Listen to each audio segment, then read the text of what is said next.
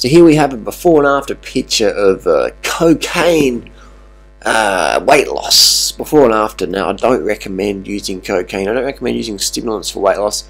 I've got to say though that the majority of people that use speed or cocaine or angel dust or methamphetamine, phentamine, caffeine, etc.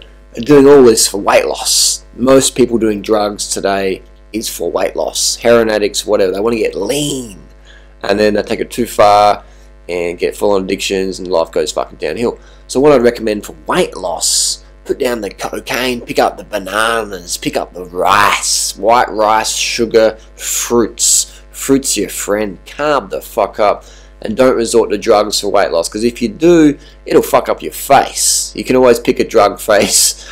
I mean, you don't want to do drugs. I'll tell you what, I've done with drugs in my time. Drugs is shit. Do it natty. Full natty, brah.